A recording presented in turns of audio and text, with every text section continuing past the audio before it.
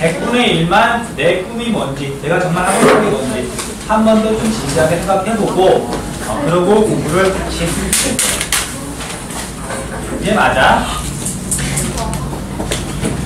아무튼 오늘까지 하면 우리가 이야기했던 것처럼 수능 보는 데까지 진도는 다 끝나는 시간이에요.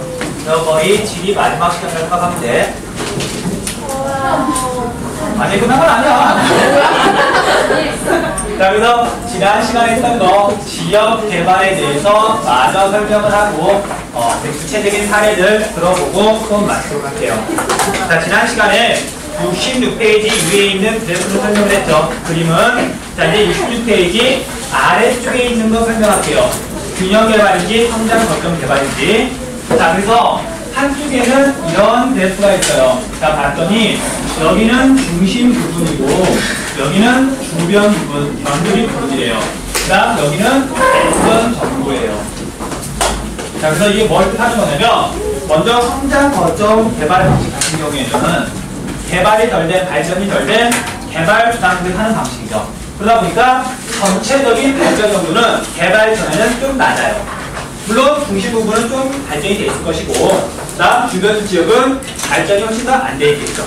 자, 그래서 흑백으로 되어 있긴 하지만 개발 전이라고 써있는 이 선이 뜻하는 게 개발 부담국은 발전 수준이 전체로 낮고 중심 부분이 좀 더 발전이 돼 있다. 그걸 뜻하는 거예요.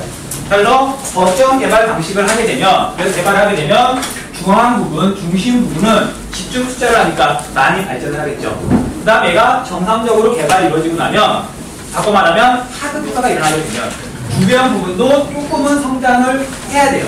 이익이 커져야 되니까. 자, 그래서 원래는 이렇게 발전이 되는 걸 꿈꾸면서 거점 개발을 하지만 근데 문제는 실제로는 투자보다는 그 반대말 역류 현상이 일어난다고 했죠.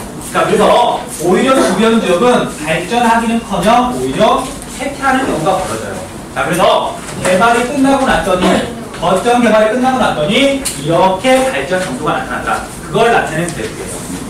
이해돼요? 그 중앙 부분은 많이 발전하고 주변 부분은 오히려 쇠퇴해서 개발 전에 비해서 개발 후에는 중심과 주변 사이의 발전 정도 격차가 더 크게 벌어지죠. 그래서 얘가 거점 개발 방식. 자, 이거랑 상대되는 게 오른쪽에 있는 균형 개발 방식이에요. 자, 그래서 글자 같은 거 빼고 그래프만 그려보면 자, 얘는 일반적으로 선진국에 산단 말이에요. 그러니까 전체적인 발전 정도는 얘보다는 훨씬 높아요. 자, 근데 중심부는 상당히 잘 살고 주변부도 잘 사는 편이긴 하지만 중심부보다는 좀 못 살죠. 그래서 주변 얘는 돈이 많기 때문에 주변 지역에 우선 투자를 해서 이 지역이 잘 살게 돼요. 상당히 중심부는 돈을 좀 적게 투자하더라도 워낙 기반이 탄탄하니까 역시 발전을 한단 말이에요. 자, 그래서 균형 개발이 끝나고 났더니 발전 정도가 뭐 주변에서 뭐 큰 차이가 나는 건 아니었지만 발전 정도 차이가 확 줄어들죠. 그리고 전체적으로 잘 살게 되는. 자, 그래서 거점 개발과 균형 개발의 그 차이점을 이해하고 있으면 그래프도 쉽게 이해할 수 있을 거예요. 그래서 마지막에 있는 그래프가 그걸 뜻한 거예요. 자, 그래서 여기까지 또 정리하고 다음 페이지 한번 넘겨볼게요. 정리 끝나는 대로 다음 페이지.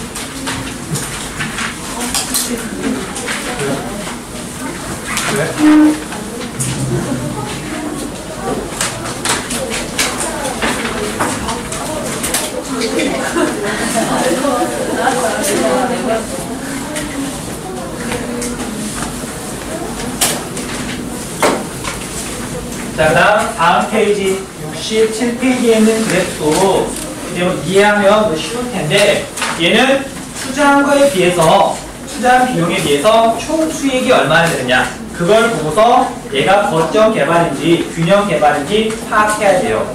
자, 그래서 먼저 개발 부담국 입장을 그려보면 개발 부담국 같은 경우에는 여기가 중심부고 여기는 주변부란 말이에요. 자, 그래서 이 그래프가 타점을 잘 봤더니 이렇게 그려져 있는 게 뭐냐면 총 비용이라고 되어 있죠. 자, 총 비용하고 똑같은 말이 총 투자예요. 투자를 이만큼 했을 때 실제로 효율이 어떻게 나느냐, 수익이 어떻게 나느냐 그걸 나타내는 게 이거예요. 그래서 얘는 수익. 자, 이게 뜻하는 게 뭐냐면 개발 부담국 같은 경우에는 중심부는 돈을 조금만 투자해도 수익이 많이 난다는 소리예요. 여기는 효율성이 좋지만 주변 지역은 아무리 돈을 쏟아부어도, 돈에 돈을 쏟아부어도 수익이 안 나요. 예를 들면 저것 같은 촌에다가 공장 지어봤자 어차피 거기에 일할 사람이 없단 말이에요. 돈을 들여도 수익이 안 나니까 당연히 중심 부분에다 돈을 쓰겠죠. 당연히 거점 개발이 나타날 거란 말이에요. 이해? 자, 그럼 그에 비해서 균형 개발 방식은 좀 다른 모양이죠. 자, 그래서 균형 개발은 총 비용이 이렇게 올라가고 총 수익이 이렇게 돼요. 물론 X자 모양은 똑같지만, 자, 얘는 당연히 중심부가 효율은 더 좋아요. 투자를 적게 해도 수익이 많이 나요. 근데 얘는 투자를 많이 해도 수익은 상대적으로 적단 말이에요. 주변 지역은. 하지만 수익이 분명히 나잖아. 효과가 나잖아요. 얘는 선진국이기 때문에 어차피 효율성보다는 상품성을 중요하게 생각하니까. 그래서 이 그림이 바로 균형 개발을 나타내는 거예요. 수익은 좀 떨어지지만 주변 지역에 투자를 해서 주변 지역을 좀 더 잘 살게 만듭니다. 그래서 거점 개발과 균형 개발, 이 수익 그래프를 보면 돼요. 수익, 주변에서 수익이 안 나니까 중심에만 투자하는 거고, 얘는 주변 지역에서 수익이 나니까 주변 지역에다 투자를 하는 거죠. 오케이? 자, 그래서 그래프를 보고 이걸 할 것. 자, 여기까지 정리했어요.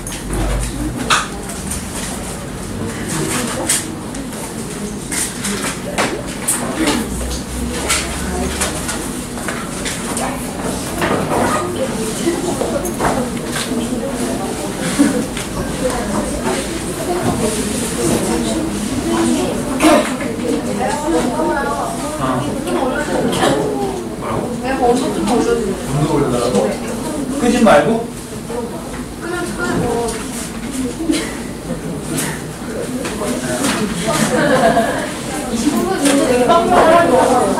선생님 말했잖아. 우리 애들이 아니고 사람이 많다 보니까 얘가 온 교실을 정확히 모르게 맞출 줄 못하고 에어컨 주변은 추워요. 그리고 주변은 더워. 효리 같은 경우는 바로 창가 옆이라서 아마 옆에는 막 뜨끈뜨끈 하더란 말이에요. 그래서 어떤 일이 벌어지냐면, 그러니까 얘네들이 차고 바람에 이제 감기 같은 게 걸려가지고 막 쓰러져 있잖아요. 그럼 주변 애들은 덥다고 여전히 막 에어컨을 세게 틀어요. 그래서 애들이 자리를 바꿀 때마다 감기가 한 달씩 달라지면서 애들이 실컷 막 쓰러져요. 그래서 사실 체력 관리가 되게 중요한데 어쩔 수 없는 것 같아요. 여기 있는 사람은 여름인데도 불구하고 깃발 분명히 집에서 가져와야 되고, 어떻게? 여기 주변 사람들은 그러니까 문제가 뭐냐면 추우면 껴입으면 돼요. 근데 더우면 답이 없어요. 진짜 더우면 옷을 다 벗을 수는 없잖아. 벗는다고 해서 피가 되는 것도 아니고. 아무튼